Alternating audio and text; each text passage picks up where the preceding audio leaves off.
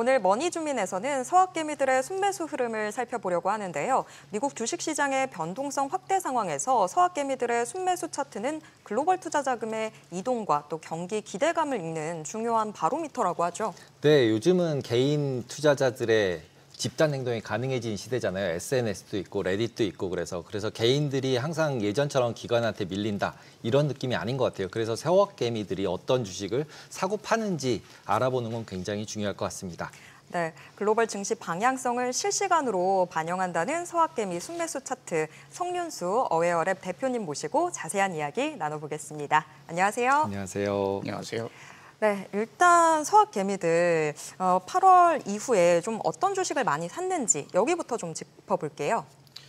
네, 7월 19일부터 한 달간 순매수 상위 15개 종목 리스트를 보면 대체적으로 이제 가상자산으로 표현이 되는 크립토 관련주, 또 소형주, 그리고 배당률이 매우 높은 옵션 전략 ETF에 대한 관심이 많았다는 것을 알 수 있고요.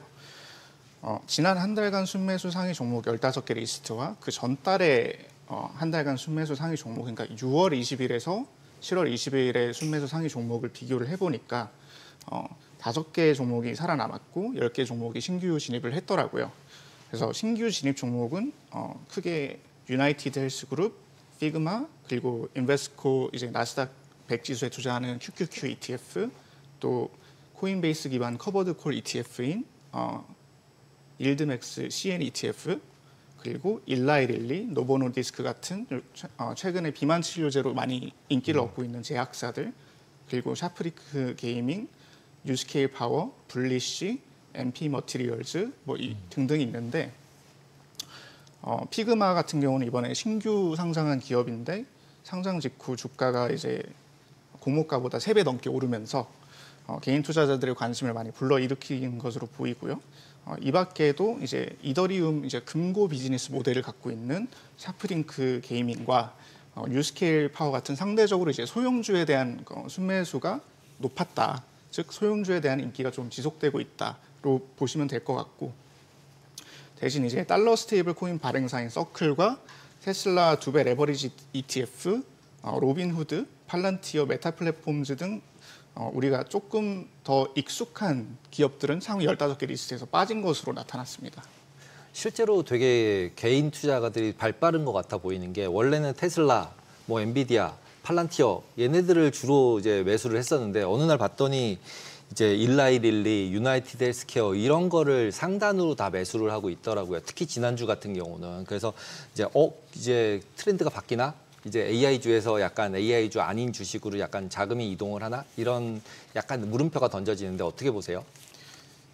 AI 관련주들은 올해 초에 약간 그 트럼프 대통령의 관세 폭탄 언급과 함께 이제 AI 인프라에 대한 투자가 너무 과잉되었다. 그때 당시에 어떤 뉴스가 돌았냐면 마이크로소프트가 데이터 센터 계획 중에 일부를 취소했다는 그런 리포트와 뉴스 기사가 나오면서 급락하는 경우가 있었는데, 이제 실제로 이제 실적을 발표하고 나서 메타나 이제 구글 같은 기업들은 AI 투자로 인해서 매출이 오히려 늘어나고 있고 이익률도 좋아지고 있다, 이런 발표를 하면서 이제 다시 회복을 한 상태고 이제 신고가를 이제 찍은 상황이기 때문에 아마 그때 이제 그 매수를 하신 분들이 차익 실현을 하고 좀 다른 자산이 없을까 하고 찾아가는 과정이 아닐까, 이렇게 좀 해석이 되고 있습니다.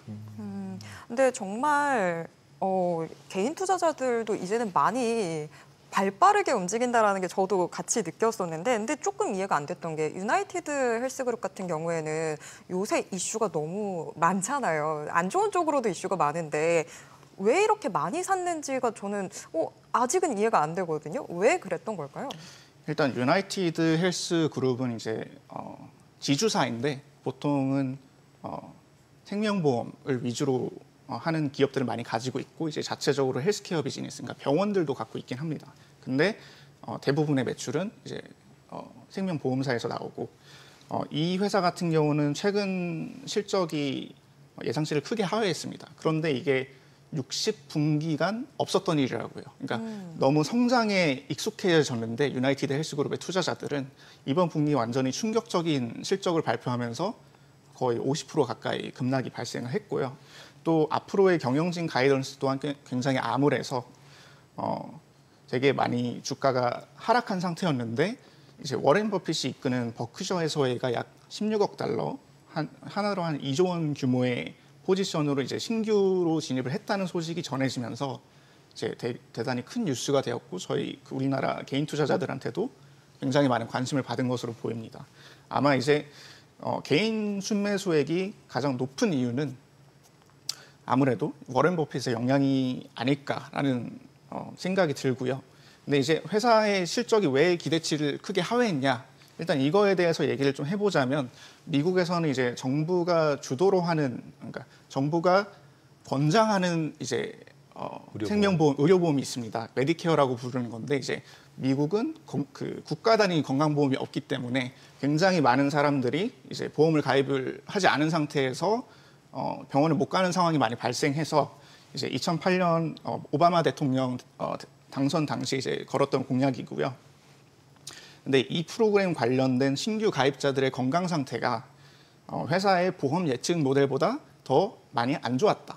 그러니까 보험회사는 사실 보험료를 수치를 하고 나중에 그 수치를 한 돈을 굴리면서 나중에 뭔가 실제로 이 환자한테, 이 개인한테 의료 서비스가 필요한 상황이 생기면은 보험료를 지급을 해주는 구조인데 받은 보험료보다 나간 보험료가 훨씬 더 크다는 거죠. 네, 그래서 이제 생각보다 실적이 많이 안 좋았고요. 또 하나는 이제 그 작년 말에 회사에서 발표한 그 실적 자료에서 영업이익이 아닌 성격의 이익을 영업이익으로 포함시켜서 발표했다는 게 또 드러났거든요. 그래서 좀 회사 경영진에 대한 신뢰도 많이 반감이 돼서 주가가 이렇게 많이 폭락하고 또 이런 관심으로 이어진 것 같습니다. 트럼프가 미워해서 그런 거 아닌가요, 원래? 그래서 막 의료보험료 깎는다 그러고 약값 깎는다 그러고 혼내준다 그래서 많이 빠진 것 같은데 그건 그렇고 이제 노보노디스크랑 일라이릴리가 기존의 국내 투자자들이 많이 샀어요. 특히 이제 비만 치료제잖아요. 그래서 이 부분 같은 경우는 우리나라에 이제 새로 들어온다고 하고 그러면 이 부분이 강세가 좀 어느 정도 지속이 될까요?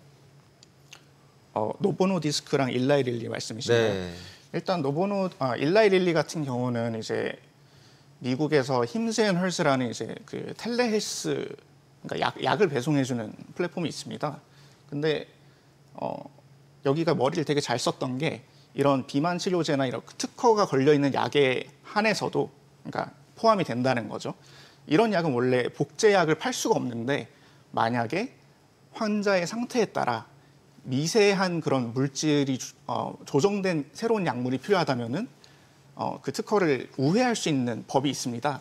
근데 이제 힘스앤헐스에서는 이거를 요구로 하는 그 환자들이 매우 많기 때문에 우리는 합법적으로 이걸 생산할 권리가 있다라고 주장해서 엄청나게 매출이 튀었고요. 대신에 이제 일라이릴리나 이제 노보노디스크는 당연히 자기가 개발비를 들여서 개발한 약인데 그거에 대한 그 이익을 온전히 누리지 못하기 때문에 좀 최근 들어서 올해 들어서 주가가 좀 빠지는 경향을 보였던 것 같고 또 이제 아무래도 미국 외의 국가에서도 이런 비만약에 대한 관심이 되게 많아지고 있기 때문에 성장에 대한 기대감도 되게 우리나라 투자자들 입장에서는 클 것 같고요. 근데 한 가지 이제 고려를 해야 될 점은 우리나라도 비만율이 올라가는 추세이긴 하지만 미국에 비해서는 되게 현저하게 낮은 수준이기 때문에 이런 아시아권 국가들한테 미국처럼 이제 인구당 수요가 발생할 수 있는지에 대한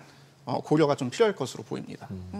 근데 지금 개인 투자자들 보면 가상화폐 관련된 주식들도 많이 좀 사들였는데 이게 좀 온도 차이가 있었던 것 같아요. 뭐 비트마인이나 셔프링크 게이밍 같은 경우에는 이더리움 매집하는 쪽으로 전략을 바꿨던 종목들인데 여기에는 확실히 투자자들이 관심을 보였는데 스트래티지처럼 이제 비트코인 매집하는 기업에 대해서는 조금 관심이 죽은 것 같더라고요. 이건 왜 그런 걸까요?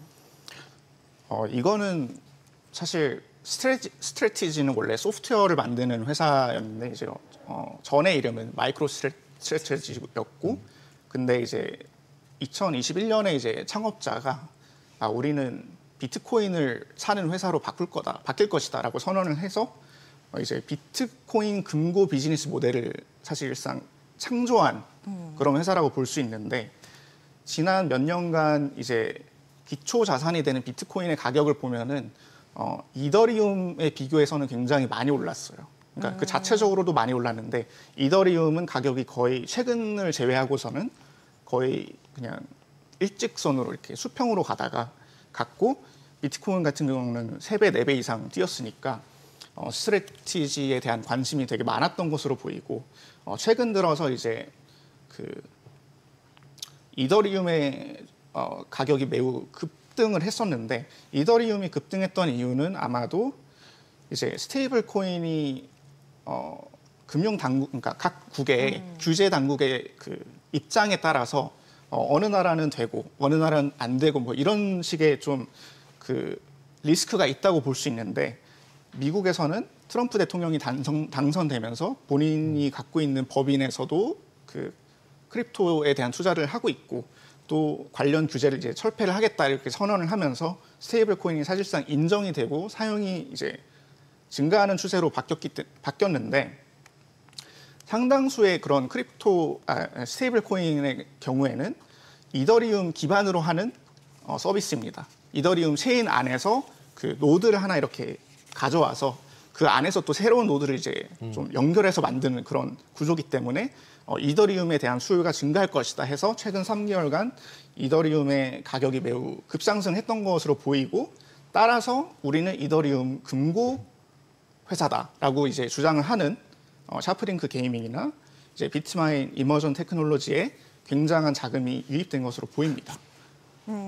네, 확실히 지금 이 투자자들이 시장 변화에 맞게 발빠르게 좀 대응하는 모습들 보여주고 있는 것 같습니다. 오늘 말씀 여기까지 듣도록 하겠습니다. 고맙습니다.